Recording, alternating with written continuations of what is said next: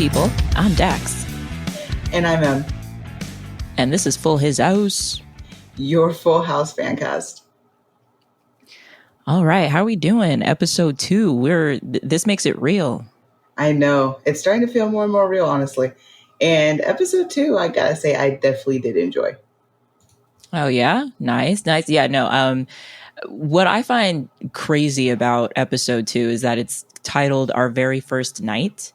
And so are we supposed to be under the impression that all of these events took place directly after DJ ran away and got back into the house? We have a whole other full night of events to cover. See, for me, I kind of took it more as like, oh, it's our first night with like the kids by themselves in a sense. Because in this episode, you know, we have Joey who gets left alone with the kids. And it is his first night being alone with the kids. It's his first night being alone with children, period. So, yeah, I feel like it was actually a very fitting name considering that this episode specifically, our main character was definitely Jesse. Yes. Yeah, he did freaking awesome. And I mean, you pretty much said it. The second episode is titled Our Very First Night. Jesse takes the rap for DJ and Stephanie after they take advantage of him and stay up too late. And Michelle gets her first tooth.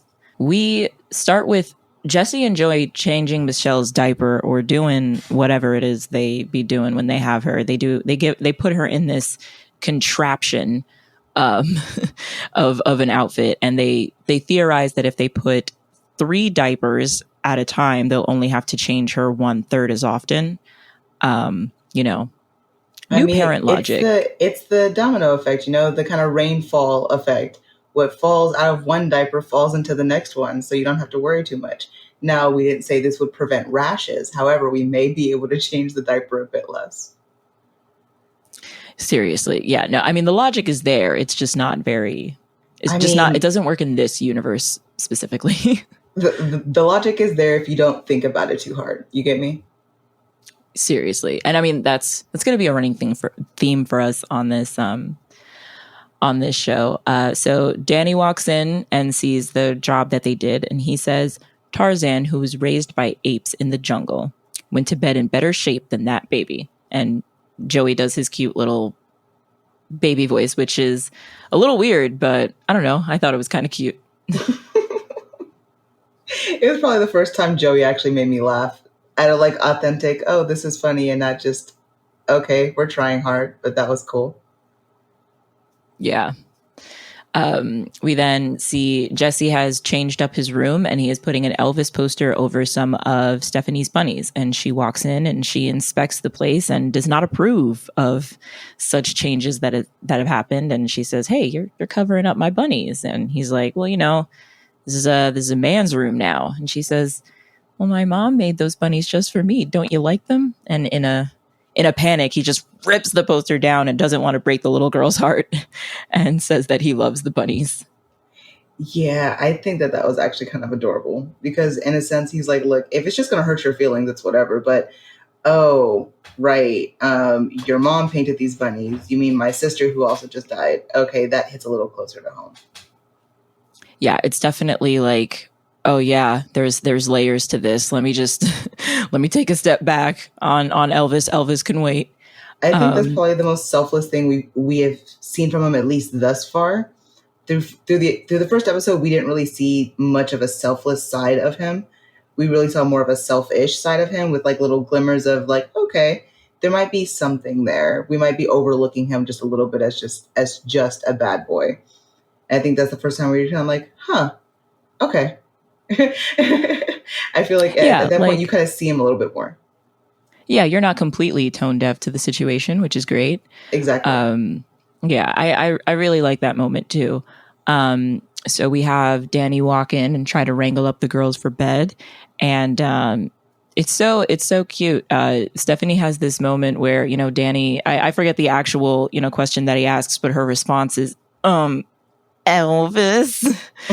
Just very like cartoon like and super cute. And I also really love this next moment where Joey comes in as the Sandman Express and he's got the harmonica and he's doing the whole thing. It's super cute. I really like little things like that, making making going to bed fun, I hear, is a nice little secret to raising children, but I don't know a lot of people who have actually been able to do it successfully. So if you're out there, please let us know.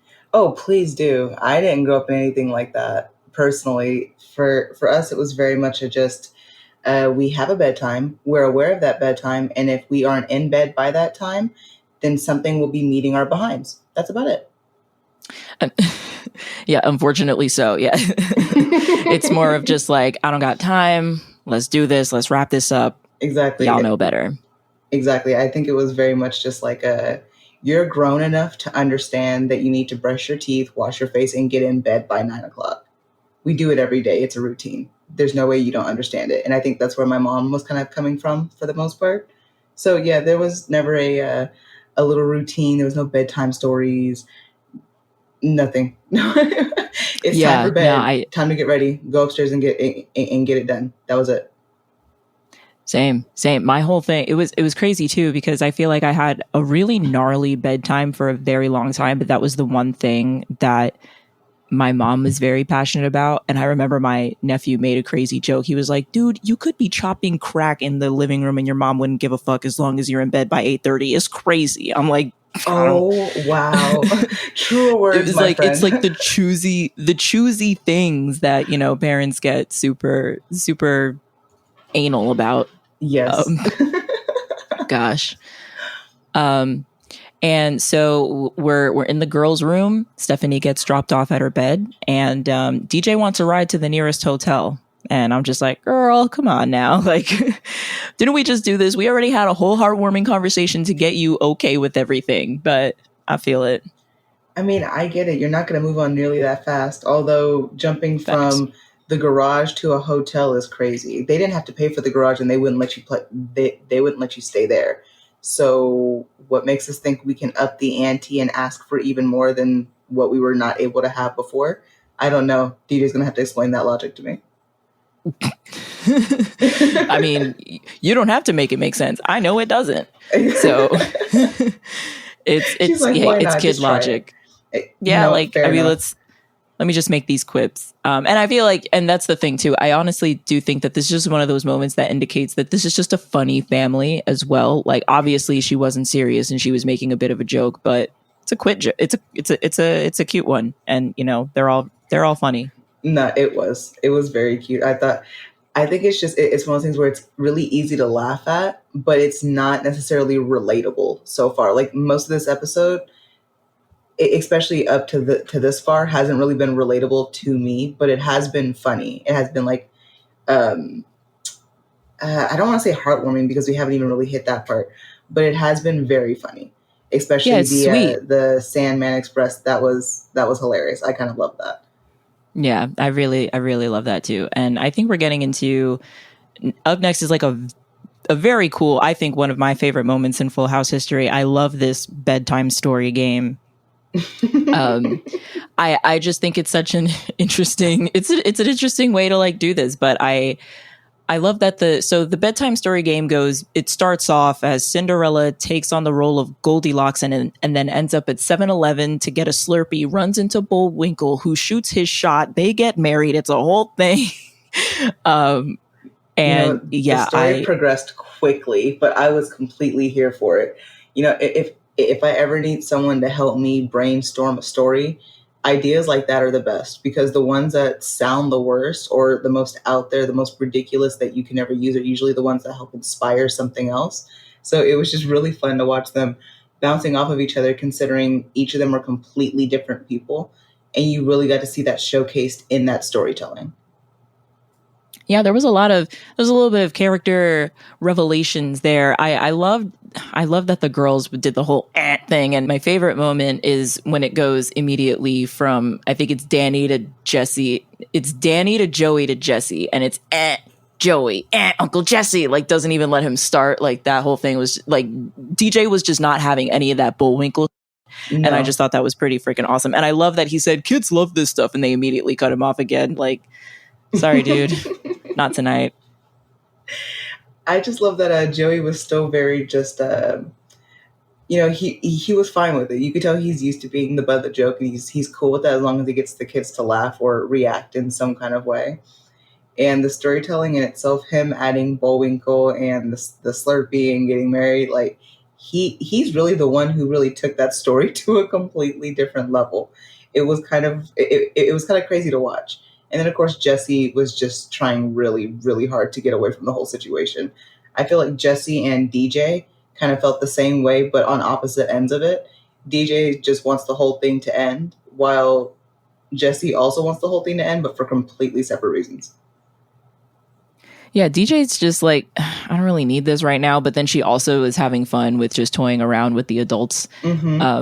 Which is, hey, I mean, if you have that kind of fun, like, I think that says a lot. So it was really, really cool moment. I really liked it. Right afterwards, DJ says, no monsters, no witches. But that story was very scary. And Stephanie then assigns storybooks to the gentlemen to study so that their storytelling skills can improve a little bit, which I think was also just like, she's so sharp and all business, Stephanie. Like, she's like, oh yeah, she knows what she wants. She's one of those kids that you meet, and after talking to her, you're like, she's gonna be a lawyer at one point. She's gonna be a real good one. She's gonna take over something. But man, yeah, it's such a smart boss quick energy little girl. And such a small little person. Yes. Girl boss energy, Stephanie Tanner. Love it. So then we cut to all three of the gentlemen attempting to leave the house, but they are greeted with a Danny Tanner red light. And I'm not even going to try to recite the entire monologue that he gives and reasons as to why they can't do this. But the bottom line is 3 adults may not leave with less than 3 children. Which I thought was so funny. Because he really did give you all the other combinations of the amounts of adults that can leave, but the one that they were about to do is not it. I thought it was so funny that the entire explanation, the whole the whole way that he chose to explain it was just hilarious to me, because you can tell that the only one who wasn't getting it was Jesse. Which is why he's the one who got stuck at home, because he's the only one who didn't quite understand what was being said to him. He's like, okay, well, I mean, then y'all should figure that out. And yeah, it's like, no, hun, really like, hilarious. You are not going into a paying situation. And that's Bob's first point. He's like, well, I have an actual job that's paying money. And Joey has a slot at the laugh machine. And then it's immediately, I'm sorry, Jesse. And it's like, well, why? Why not? I'm sorry, Danny, or I'm sorry, Joey. And it's like, because, dude, you're going to rehearsal. Yes, rehearsal is important. You need to be there for your band. But that is 100% an at-will situation. You have to be like, come on, guy. Like, it's interesting that he had so much pushback. But another one of my favorite Full House moments of all time is Jesse and Joey going back and forth and naming perceived failures in each other's, or just jokes in each other's industries.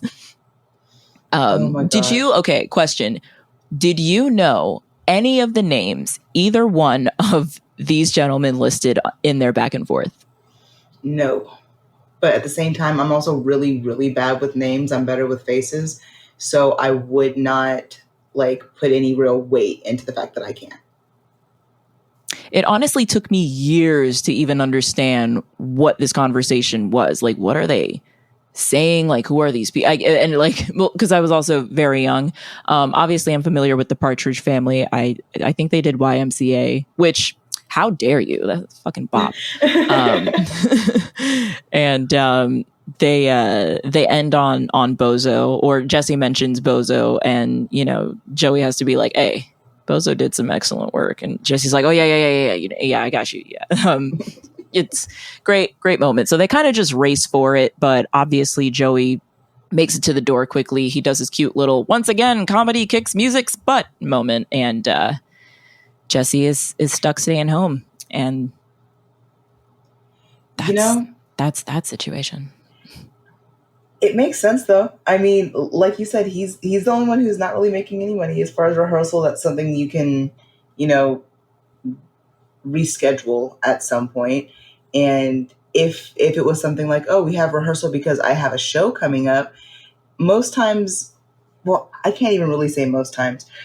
All I know is that from what I know with the people that I know, a lot of times the musicians get paid a bit more than a comedian. Sometimes comedians will take those slots for very little money to no money, period, just because they are looking for the exposure. They didn't say specifically that Joey was getting paid for it, just that he had a slot. That's a good point. I feel like I would feel like more often than not, if you have a slot at like a real place, you would be getting paid for it, and it would be something that's actually beneficial to your career. And again, not that rehearsal is not beneficial to your career. If you are a musician, you should be rehearsing right now and not listening to this podcast. How dare you? But I agree. It had to be Jesse. And the guys walk out, and immediately the girls walk down hand in hand, so cute, to go to the kitchen and get some snacks. Now, they wasted zero time. Like, those guys were not even out. Let them drive away before you start doing the sneaky. But I totally get it. Like, we're at a 23-minute time limit here. But I was also just like, well, damn, girls. And they didn't even, I guess they knew that it was going to be Jesse. I guess they figured, well, daddy's leaving. So whether or not it's Joey or Jesse, we're going to be able to have these cookies and this pizza after dark. You know what I mean? I mean, we literally started the episode with them trying to change Michelle's diaper again. And this time, instead of trying to spray her down with a hose, we just, threw a couple extra diapers on her. So it's just, they've made it very clear that they have no idea what they're doing. And DJ and Stephanie are just taking advantage of that. And they know that because their dad has to go to work, it's going to be one of the other two, and neither of them know what they're doing. They probably just waited upstairs until the door clicked closed and then headed on down. Why? Because dad's going to work. He's not coming back inside. Also, I would like to point out, and this is just Full House superfan technicality, but there is 100% a way to get to the kitchen from upstairs where you do not have to go through the living room.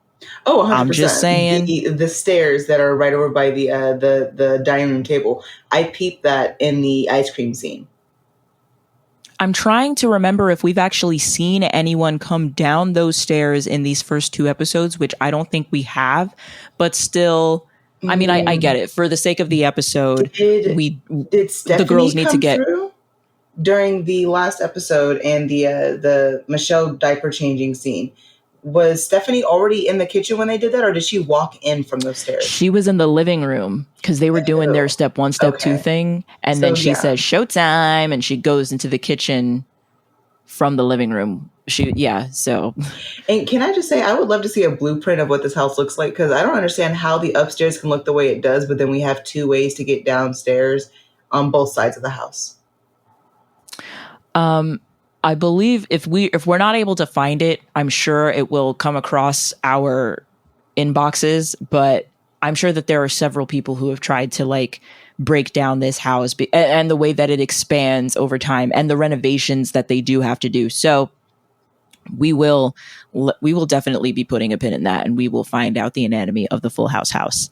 So the girls are heading down to get ice cream, and they end up in the kitchen. And they're gathering up their ice cream and their cookies and all of these snacks. And Jesse asks if they think he's an idiot or something. And the girls, they don't argue. Smartest thing they could do is not argue, because answering would just lead to them probably not getting anything. Mm-hmm.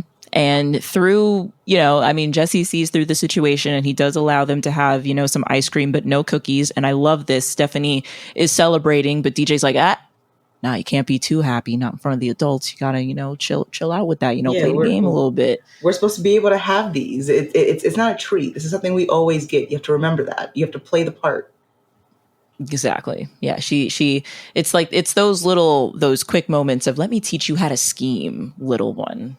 I do love Stephanie's character specifically, like in this portion of it, because it's one of those rare moments where you get to see a good actor act like a bad actor for a second. Yes. And again, what is she, 4, 5, 6 years old, and she's able to like do that. It's so trippy. That is, it's something that's going to be hard for me, that I've never actually gotten over in watching this show, because I now, growing up watching this show, I'm expecting every 4 and 5 year old I meet to be able to speak to me in articulate full sentences and hold a full conversation with me and pick up on my comedic timing. So just imagine how disappointing it was when I realized that children are a lot better than that. In the real world. So the girls are upstairs, they're eating their snacks, and they are jumping rope. Now, are we familiar with the jump rope song that they are singing? Okay, I was familiar with most of it. Oh, word? I actually was. I was familiar with most of it, but you have to remember, like, I grew up with a white mom, right? So there's certain parts of white culture that did connect with me very quickly. Because of the people that we kind of lived around, my mom obviously wanted us to live in like a nicer area. So we were surrounded by, like, we were in a very diverse area, but like the majority is always like white, right? So I got exposed to a couple of things, and yeah, I actually do remember that song. I don't remember it verbatim because it's been so long. It would have been like elementary school, middle school was the last time I really heard it. But it's been a very long time since I heard it. So I also think that's the first time I had ever heard the song all the way through. Nice. Yeah, no, I had never heard that outside of Full House. I mean, I also was never really great at jump rope nor double dutch. I know that that's a notch off my black card, but it was just not a thing. It was the hand games for me, bro. It was the hand games. Yeah. You ever play the Space Ghost? No. Okay, Space Ghost, Tonight Together, Twilight Forever, Bring Back My Lover to Me. No. No, I get you. I wish I wasn't blanking on this right now, but it was like, I remember kind of like the middle of it, right? It was like, ask me no more questions, tell me no more lies. Miss Susie's in the bathroom, kiss me, and the flies are in the Miss Susie had a tugboat. Yeah, well, that's just a classic right there. That's a classic. One, yeah, that's the one that like me and my siblings did the most. And I mean, okay, so two of my siblings can double dutch, but they were also like the more athletic ones anyways. The rest of us can more so just like jump rope. I have 2 left feet and like sometimes a third one that I trip over. So double dutch just wasn't it for me. That's hilarious. The girls hear something going on downstairs, and it is revealed that Jesse's band is downstairs. He just decided to bring the band over. He didn't clear this with anyone, and the band's fine with it. They're like, oh, some random dudes, like, how? Okay. The intricacies of actually being able to set up a full band in that living room. Okay, I don't even want to get into the acoustics. You're telling me that there are enough outlets in this 1980s home to support, like, did everybody bring their extension cords? I mean, they might have, it's fine. It's not. You know what? Like, low key, it was kind of a blessing in disguise for Jesse. He had already himself over when he gave the kids the sweets. They already had a sugar high. They weren't crashing yet.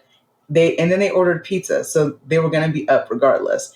If Jesse was just downstairs trying to watch TV or play music by himself because he didn't invite the band over, it would be him trying to wrangle 2 girls who are full of energy, sugar, and pizza at this point.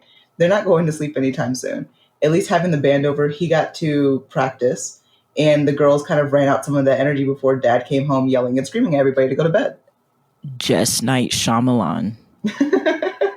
Like, yo, that makes a lot of sense. He's like, well, let me just utilize the energy that they have. And so it seems like, it's a cool time. The girls come downstairs and he's just like, what's happening? And the door rings and he's like, oh, because DJ, she's like, oh, that's for me. And it's like, well, yeah, you got people coming over past, what is it, 10:30 at this point, probably. And it's freaking pizza. And the pizza guy stays to check out the band because I guess he doesn't have any more deliveries to make after that. It was his last one. He was getting off his shift anyway. So he decides, let me go see this band. Yeah, I mean, why not? You have nothing else to do. All you're going to do is go home. They're offering you, live music and a slice of the pie that you just brought in. Why not? And then Joey comes in and makes that party even better. We can't complain too much about that. I would love to end my shifts that way. and the pizza guy is still there. I mean, if we can go to when, you know, Joey walks in and starts the freaking conga, which I'm always down for a conga. It's been a minute though. Right. And the pizza guy is still there. Everybody's going off. And Danny walks in, and at first he seems like happy, and then he sees what's happening, and then he's furious. I guess it's because he thought it was coming from another house or whatever, but he comes in and he does have like a smile on his face. And then it's immediately just anger, which totally makes sense. I mean, you're walking in on a late night after you had some babysitters, and you're coming into not the worst case scenario, but definitely not the favorite. Here's my thing, right? I actually kind of understand why he was upset and why he wasn't immediately upset upon like coming in, right? I think Danny knew, like, okay, I'm leaving them there with Jesse. They're probably not going to be asleep when I get there. Like, I'm sure the girls did something, you know, I'm sure it's not going perfectly. So I don't think he planned to come into like this perfect scene of the girls being upstairs and, you know, Jesse having everything under control. I think that when he heard everything, he probably figured that they were just downstairs listening to music and Jesse was trying to wrangle them. And then when he came in, instead of seeing that, he saw not only a band of people he's never met before, by the way, but a random pizza guy who just stopped in at the end of his shift. He has 2 young daughters, plus a third one upstairs. And there's now officially 4 random people he's never met before in his entire life at his house in the middle of the night. And his kids are dancing on top of stereos like go-go dancers. It's just it's the funniest thing to walk into on the outside, but as somebody who would have been like the parent of the 2 girls who were dancing up there and expected the babysitter to, you know, do what was right for them, walking into your house with 4 random strangers sitting inside jamming out in your living room, it's not usually something you want to come in to see. You know what? That's true. It's very plausible that he was like, all right, they're probably going to be up watching some stupid movie or something, but not like a whole. And yeah, you're right. I mean, there's randos in there. A conga line by that point. And the purple hair. Let me tell you, yo, that because I also went to Catholic school too. Expressing yourself individuality like through accessories, hair, and makeup is an actual sin. So like I felt that from like when I remember watching it, I was like, ooh, if I had colored my hair. Like it would have been a whole thing. So and I love it too because he goes and he wants to check up on Michelle upstairs and he's like, if that baby's hair is purple, man, like, you know, though, I think that like just for a father, they never want their daughters to grow up like super quickly anyways. And things like dyeing your hair, even cutting your hair sometimes, makeup, even if it's just like, you know, lip gloss that's tinted, it's signs of growing up in a sense. And that can always be kind of scary, especially when, you know, your kids are, you know, still kids. They're still in elementary school or middle school. And you're like, you're not a kid, but I understand you're trying to find your individuality. With my mom, I didn't go to any type of Catholic school, right? But my mom was very much I own every inch of you until you turn 18. Until then, you can't do until I tell you can do it. Yeah, I mean, it's a weird. Every parent, I feel like a lot of parents have like a weird thing with that. I do think that we're heading in toward a generation where there is a little bit more openness through expression, and like it is just hair, y'all. And plus, like, let your kids do this stuff so that you can take the pictures, and then when they're older, that's hilarious. Like, oh, yeah, you 100%. Thought you know, like, yeah, come on. Like, I thought I was the most badass kid. And I mean, I was, but like, I don't have any pictures, so nobody can tell me I wasn't. So, see, I think that's the best part about letting, you know, kids really express themselves is the fact that, like, yeah, you do have like those embarrassing photos, but realistically, like, as a kid, you are at your most creative. And if you make all of those bad decisions at an early age, especially when it comes to like coloring your hair or something, you know that you have plenty of time to correct it. Plus your hair is at its healthiest at that point. Like it hasn't gone through a bunch of damage. So if you're going to do something, one, yes, you have a bunch of photos and whatnot, but you're also likely to not have the child that you're afraid of having when they hit 15, 16, come back with a load of face piercings and a new tattoo that they got in the high school bathroom. Yeah. And you know, the other thing too is, you need your kids to be able to experiment with makeup because then they turn 28 years old, don't know what they're doing. And overindulge. overindulge or just end up like me, where it's like, y'all, I don't need, and now, like, yeah, well, whatever. It's not about me, but I mean, it's a little bit about us, just a little bit. But yeah, and I do want to go back to Joey's arrival because I freaking love it. Not just the conga, but I love how he's just like, oh, you're gonna get it, because he's like, I'm not even trying to hear anything about what's going on right now. Yes, you walked in and I was doing a conga, but I didn't do this. And I just love that his whole thing is, on behalf of Joey, I would like to say that Joey is innocent. And I love that. He was just like, oh, hell no, I am not catching anything for this. I didn't do it. I went and did my job. We discussed this. I am good. He's like, look, you saw me leave, okay? So you know I wasn't here for this. You know, if anything, I just got back. We get off about the same time, bro. Yeah, like, come on. Like, you can't put this on me. Plus, it's a band. Who plays music in the house? One person. Jesse. It can only be one person.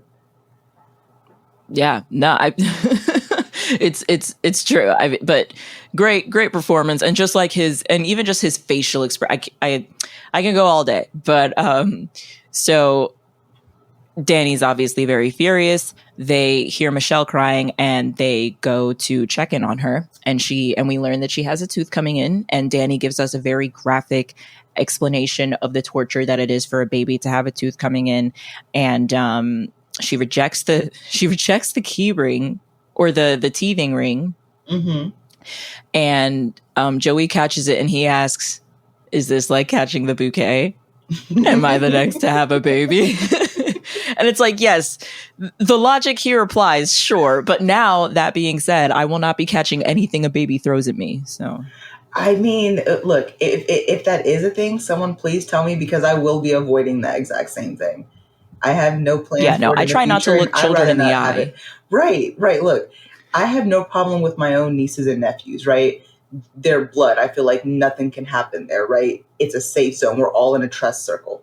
However, other people's kids, yeah, I try not to make any eye contact. I don't want to like have a conversation, because realistically, like, my biggest fear talking to other people's kids is like ruining their childhood by accident. Facts. Like, I don't want to say something and be like, oh, okay, I know that you're 13, but I didn't realize you still believe in Santa Claus. That's my fault, bro. My fault. See, like, I don't want to run into those type of situations, right? Now, I know that those specifically are rare, but situations like those where you could accidentally ruin someone's childhood, I've had that happen to me a couple of times, especially when I was growing up. I just don't want to be that person. Word, like, your sense of wonder, like, you don't want to take a notch off of that. So I totally get it. Danny asks Joey to handle putting the teething ring in the freezer so that he can talk to Jesse, and Joey slips in and he's like, is this a bad time to ask for that tambourine chick's number? And which, yes, Joey, it is a bad time, but she's downstairs in your house, so you can ask her anything you want. like there's literally no humanly way possible that they've packed up all that gear downstairs and left by that point. Y'all just got upstairs. Just go downstairs and ask her. Just like, go ahead. What are you gonna do? Call her and be like, yeah, you were in my house about a week ago. I asked your bandmate for your number. Like, no, just whatever. That was but it was a funny button. I know it was for the joke, but it was definitely like it was 100% for the joke. However, still, they're downstairs. She's downstairs. Look, it would be just as easy to throw a paper airplane with a "Do you like me?" check yes or no box. Oh my God, I would die. And like, well, the other thing too is he could have said, so is that tambourine girl single, or something like that, like investigating the situation before making his move. But yeah, asking Jesse for her number, that's so weird. I just thought that was weird. I think it's also just like a testament to like who Joey is as a character, right? Like he's a very a very funny guy, right? He leads with his humor. But I think in that moment, we're kind of able to tell that he's also not very confident in who he is as a person. Like, he's not confident that, like, he could possibly pull that. So, like, maybe if I have, like, my hot friend ask her, then, like, maybe I have a chance type of thing. I don't know, because I'm also not a guy, so I don't know how those things work, because I know that, or at least the females I've come into contact with don't think that way. But you can kind of tell that he's not used to that. He's not used to being able to go up and like make the first move and have it go successful. So he's probably just very cautious of it. So Danny has a conversation with Jesse, and I do want to like spend a quick moment here. So he does the whole what, shame, shame, shame, shame, and Jesse says that he feels like he's getting chewed out in the Grand Canyon. That whole moment was cut out for the full duration of my childhood on air viewing of the show. I had never seen that one little bit, and I'll mention it again later because they do reference it. And it never really made sense until I had seen these extended versions on Hulu and the internet and all of that. But okay. So yeah, Danny just kind of not goes off on him, but he does say, I'm disappointed. I expected more. And before he walks away, he says, I thought I would call up the Beastie Boys and see if they want to take the girls to the park tomorrow, which I thought was hilarious because that would be lit. I think me and you both would have loved that realistically. That sounds like a good time, not like something that's going to help me learn my lesson. If anything, I think we should do this more often. Maybe you'll invite more people over. And who's to say that the Beastie Boys wouldn't be great caretakers for the children? They might love kids. Don't base that off their music choices. I know kids love them. Right. Shoot. No. So Danny feels let down and he goes and he talks to the girls and, he starts. Now, I want to get your thoughts on this because he starts by saying there is a problem with Jesse and his irresponsibility. And then it seems as though he quickly puts together that the girls took advantage of the situation by seeing the ice cream cartons. However, I'm wondering if he went into that conversation kind of knowing what was up. Like, did he really for any moment think that the girls were completely innocent of any responsibility of the situation? Personally, I think he knew the entire time, even when he was talking to Jesse.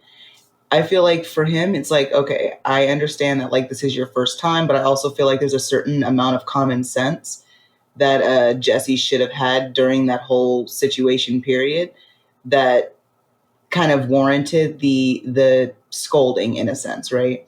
But you can't approach like your kids in the exact same way, especially when they're that young. And then they're also kind of up and hyper. And if you want them to really process it, you have to do it in a way that really hits home.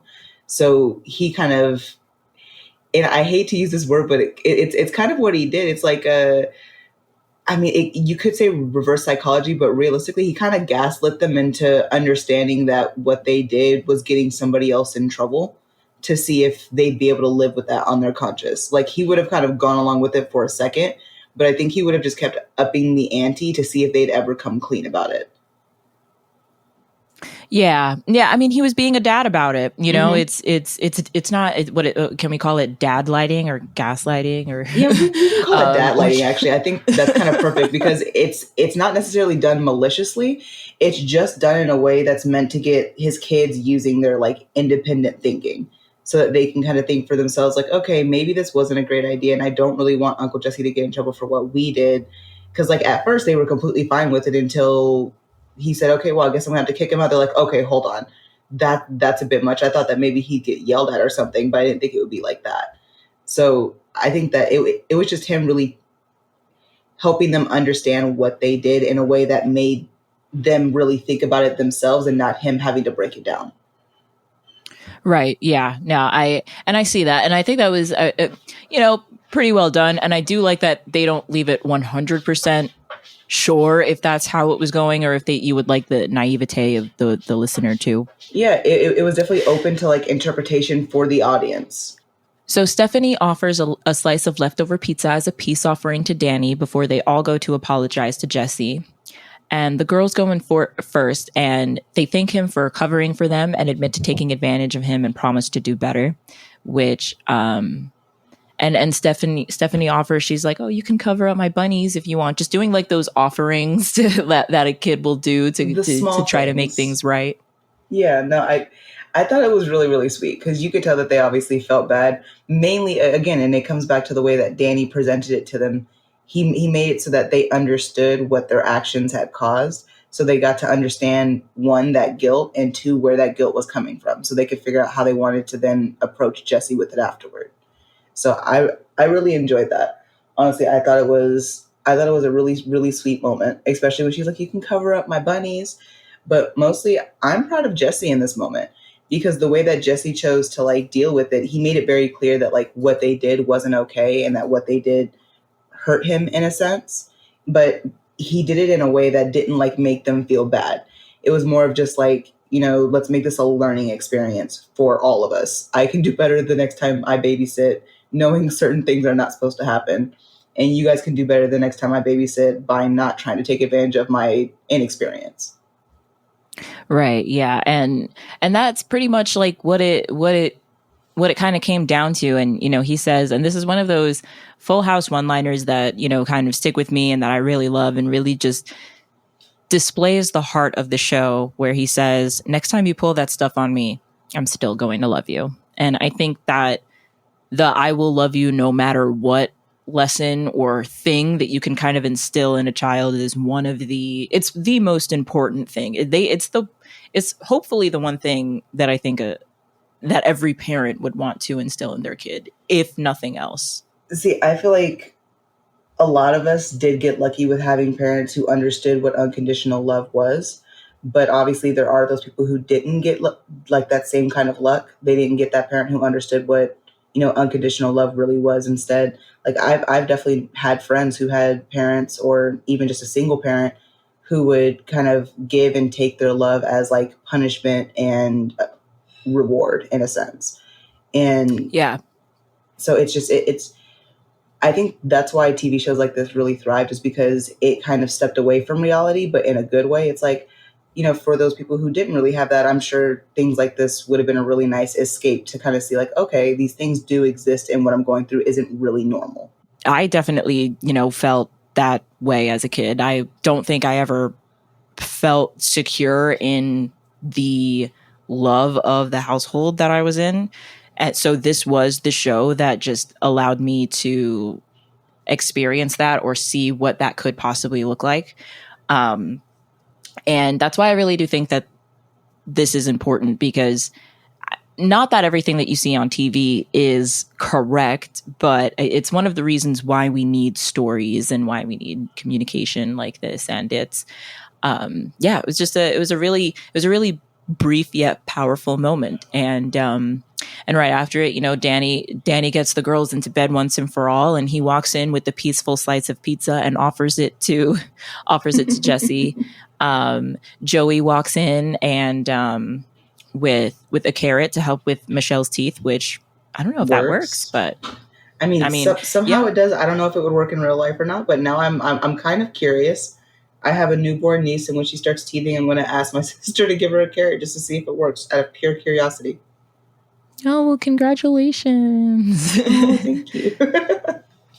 This is kind of what I wanted to touch on. Danny says he appreciates what Jesse tried to do for the girls and, sees that he was, trying to protect them in a sense. And, he said, I'm sorry I came in here like all well. And Jesse says, it's cool. And that was the moment that when I was watching on air, they left that part in. And so I always just thought he was referring to just him chewing him out in general. But I didn't realize that they were referencing a whole echoing bit that they had, because it was completely cut out by the time I started watching it. I had never seen that. So yeah, there's a few moments like that throughout the show that because I remember what was on TV and what was not on TV. So it's a little weird. See, for me, it didn't I enjoyed the symmetry of it. I always love when they bring a joke right back around again for a second time, but in a kind of different way. It just because I didn't see it when it was, I guess, being aired back in the day. I didn't see it when it was cut out, so that didn't hit for me. But what did hit was when he, the first time when he was like, shame, shame, shame. I don't know about anybody else, but obviously when he said that, for me, the first thing that popped into my head was Game of Thrones. But that's just because we're now in 2024, and I think that's a reference for a lot of people. That's hilarious. I only know of that Game of Thrones reference because of Family Guy, so I can vibe with that. Like, Family Guy is the gateway to everything that I should know. You know what, though? That's And fair. Game of Thrones is so long. I do not judge anybody who's just decided they don't want to watch it. it's just too much for me in terms of just the nudity and the violence and the stress. And like, because I did play the Telltale game, and that was just stress. And I'm just like, this isn't fun for me. I'm gonna go watch cartoons, y'all. Like, this is crazy. Fair. See, I'm the complete opposite. If something stresses me out, it's usually because I've connected with it, so then I care, and that's usually the stuff that I dive like headfirst into. Yeah, like there's a healthy amount of stress, and there are definitely stressful shows that I've gotten into. But to wrap this up, which we are almost there. What another cool thing that Danny says is, don't be afraid to say no, which I'm sure that some people are really afraid to do when it comes to kids, because you just don't want to be that bad guy. But he reinforces the fact that kids need limits, and this is just one of those times where you're probably not going to get it the first time, but this is what kids will do. They're going to get in your mind and they're going to test you. You have to set those boundaries, or else they'll walk all over you. Oh yeah, 100%. Swim all over you. Kids are opportunists. We know that because we've all been kids, and we all definitely took opportunities and liberties when we knew that we can get away with it. That's a part of being a kid. It's a part of figuring out who you are as a person. And then that's when we learn that it's only been 12 hours since the two moved in. So this is happening on the same night that DJ ran away and had that whole other day. It has been a day. So which kind of makes sense, though. It's like the second wind of the rebellion for DJ. First, I tried to move into the garage. That didn't work. And then Dad said, okay, well, I have to go to work, so just behave. And she's like, no, you know what? I don't want to behave. I want ice cream. I want ice cream and cookies. That's what I want. And then the whole episode just kind of fed off the fact that, like, while they had that heart to heart, the thing that she needed hasn't quite been tended to yet. There's something that she's missing still. And we're still, even at the end of this episode, we're still searching for what that is exactly. Mm-hmm. Yeah. And it's interesting. I mean, she's doing what she's exercising what little control she has right now. And it's being shown in a really, really funny way. And we learned that Jesse does want this to work, and he does have like a tender moment of reflection that he tries to snap out of as soon as like he's talking about, when the kid said I can cover up her bunnies, and when the kid needed me to soothe her through her pain and stuff. Like, we get some of Jesse breaking down those walls super early on in the series. We saw it a little bit in the first episode, but this is episode 2, and we kind of already see that he is just one big giant soft guy who loves these girls. And I think that's the point, is it's specifically these girls, his sister's daughters, who are increasing his Grinch heart, Oh yeah, 100%. And I think that, like, watching it through like this has really helped me appreciate certain things, right? So especially we had the first episode where we kind of saw him slowly break down, but we had that one moment where he's like, don't you do it. And we talked about it before, where I felt like he was talking to himself, right? Like, don't you break down that, cool guy exterior for this little child type of thing. And then we see, again in this episode, where we get a bit longer of that like tender side of him, that like caring, yes, I love my niece's side. And then again, he's like reminded himself, wait, I'm doing it again, snap out of it. And I think we're going to see a lot of him just kind of fighting with who he thinks he wants to be versus who he actually is. Exactly. And that is the whole thing. It is so much harder to put up these tough facades than it would be to just kind of be true to yourself. I know that a lot of people do it to protect themselves, but let's be honest, y'all. What is another person really going to do to you? As long as if you're not giving them your bank accounts and stuff like that, and they can't like steal your money. Yeah, and shit like that, you know what I mean? Don't give them your personal information. Obviously, I feel like we should all know that. But when it comes to that emotional connection, like, just put those walls down. If something bad happens, okay, fine. Like, it's so weird. But like, I like the way that you said that, like, fighting who he thinks he wants to be versus who he is. Like, it's so true. I feel like a lot of people are doing that right now. We're all Uncle Jesse navigating in a full house, just trying to like figure it out. So, right before we have the lullaby moment, we learn that Joey was an only child, and he loves being in this house because he didn't have a full house to grow into. And there are throughout the show, there's a few moments where you get nuggets of Joey's history, and it's not.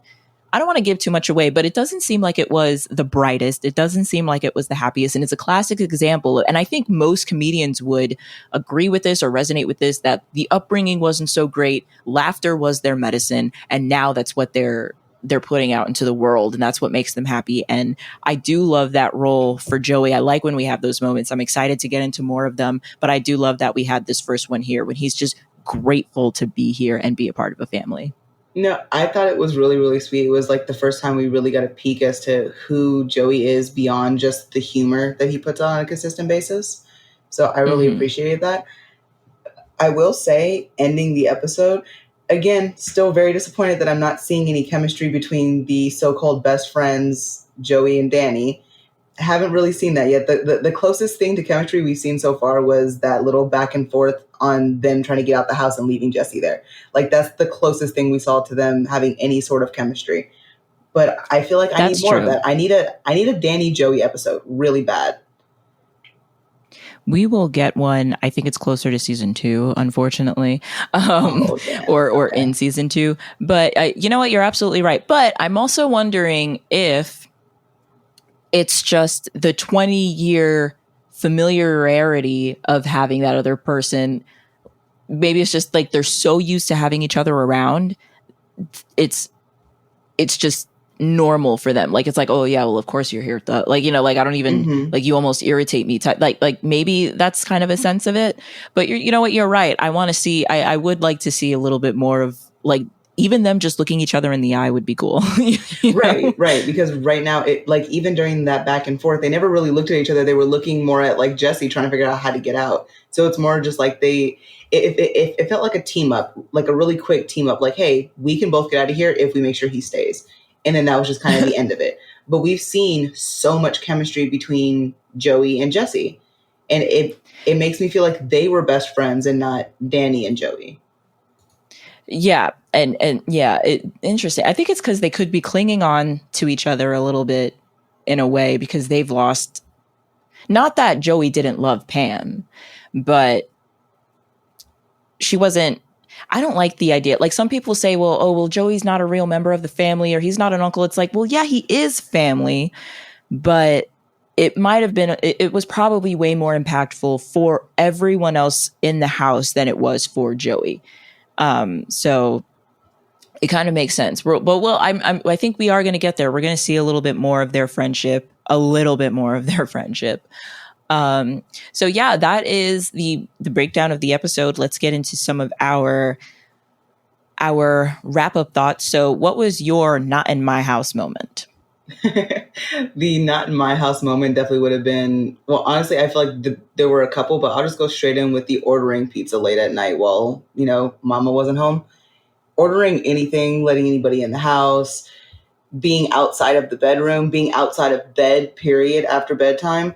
Oh, it wouldn't have been a dad lighting at all. It would have just been a quick whipping and then right back into bed again. And then if she hears crying, she's coming back in because I'm obviously still awake. Yo, facts. No, facts. Yeah, no, this whole episode was probably a not in my house moment. I think it's going to be the colored hair for me. And I do think it's the Catholic school background. Like just that almost would freak me out as a kid. I'd be like, oh my God, like, how could you do that? But I will say I thought it was so cute that the girls came in and they were all dressed up with their little bows and stuff like that. 80s, that whole scene was just real. Like, honestly, that's so far in the episode that we've seen, that's my favorite scene is the Jesse and the band downstairs and the girls dancing with the purple hair and Joey and the pizza guy doing the conga line. Like that in itself was my favorite scene so far. So what is our get the violins moment? For me, it was definitely, and I mentioned this, it's the whole next time you pull that, I'm still going to love you. That whole come to Jesus moment. I have to agree with you on that. I think we're in complete agreement on that one. I thought that was really sweet. And, I I think I relate to it in kind of a different way, just because I did, in a sense, get that kind of like unconditional love. I think everybody kind of receives it in a different way, but my mom did give it the best that she could. So that part really resonated with me on like a personal level. But I'm just gonna like be honest. I did not feel that same. I did not feel that same way. Yeah, I did not grow up in a conditional love household. That just wasn't the like. Full House was my unconditional love, and so like that moment was definitely a get the violins moment for me. Full stop. Were there any moments of the episode that just didn't age well? That's just like giving you some pause in 2024. You know what? I did not come across anything in this episode that I felt like gave me any real pause. I thought the whole episode was kind of hilarious. I think, if anything, the only thing that gave me pause was like the fact that nobody really understood why Danny was so upset having so many strangers in his house. I feel like I understood that immediately coming home from work. Girls should be in bed. No, I have a band in my house plus a random pizza guy, and they're doing a conga line. The girls are dancing with purple hair. Yeah, that. Yeah, full stop. And a dad like Danny. When do we see Danny flex his daddy muscles? I'm gonna have to say the dad lighting. It was quite the finesse, honestly, because again, it's most times you have parents who want to come in and tell you just exactly what you did wrong and why it was wrong, right? You rarely ever have a parent kind of come in the way that he did, where he kind of just lays out what's going to happen to the other person if you continue to blame it on them, and let you make your own decisions at that point. He's allowing them to kind of choose what kind of person they want to be while still guiding them in the right way. Mm-hmm. And yeah, that is, I think it's an effective way to teach the kids. I would say for me, I kind of like the red light moment in the beginning, because I just love the spidey sense that came, because he like assessed the situation and immediately was like, this cannot happen, something needs to adjust, like I kind of like that portion of it. But also, just him being able to, even if it was part of his whole dad lighting, performance or whatever it was, he was fine to apologize and say when he was wrong. And I think that a parent being able to do that is so important. And for him to be able to express to the girls, now I have to, or the girls had said, we all owe Uncle Jesse an apology. And, like anytime anyone actually apologizes and owns up to shit is just, it's my favorite thing in the world, because that is growth, that's authenticity, and that's what we need. I completely agree. Completely. Awesome. Well, any other final thoughts before we? I just really enjoyed this episode. Definitely one of my favorite ones. We're going to be seeing if any of the other ones beat it, but right now this was probably the one to beat for me so far. Awesome. Yeah, no, we're definitely kicking off the series with this episode. And I'm excited to keep rolling with this. So yeah. Yeah, I'm excited too. I'm really excited to really start diving into it. Thanks for listening, everyone. Please remember to like, subscribe, follow, all the things, and stay tuned for the next episode. Until then, this is Dax. And M reminding you to lock your doors. Full His House was produced by Dax and M. Theme song by 5 String Machine.